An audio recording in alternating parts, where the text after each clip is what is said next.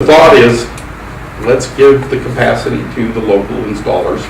Let's give the capacity for, we've talked about retail leakage for years. Well, retail leakage is like one of 10 items that have been identified as leakage out of the county. And investments is one of those areas that we think that we can have a good story to tell. If we attract the right investment, we might be able to pull off the investment side of things as well. Just a quick overview. I thank you very much for your time. Any questions first? Questions for Mr. Ballard? Thank you. Thank you, Don.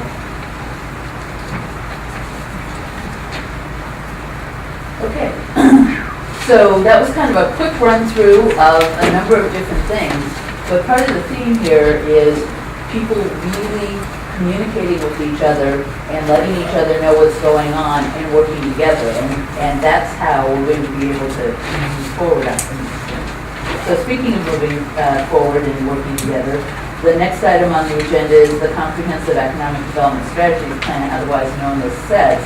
And I didn't take you through your packet here. The first item is the agenda with our abbreviated time frame, and then the PowerPoint presentation. The next item after that, it says 2009 Plan for Community Economic Development Strategy, SEDS, work plan and time frames. And this is a rough work plan because at this point it has months and not specific dates. But this is what we're going to be following over the next year. We need to submit the new SEDS plan to the federal government by the end of next year. So this timeline basically takes us through making that happen. And I was looking through Don Ballott's stuff, and somebody else used the term EDGE in their material, but we came up with EDGE for Economic Development Group Enterprise. I know that's stretching a bit, but it's a group of people who are staff working on economic development from different agencies. So from the city of Ukiah, from the county, EDFC, West Company. And the last item in your packet doesn't really have a heading. It just says partners, responsibilities, county interaction. And that actually went out with the board agenda, but I provided you with another copy. But it basically lists the groups that need to be part of any of the discussions we're going through and how the county interacts with them.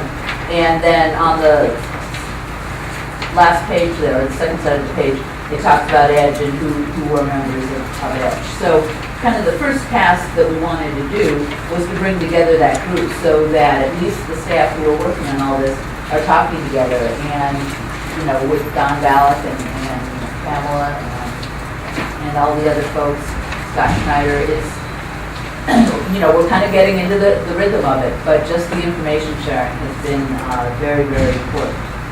So in October, we met with the Workforce Investment Board regarding their role in SEDS plan development, and they have indicated that they are interested in taking on that role. So November now, we are presenting this work plan and presenting it to the board.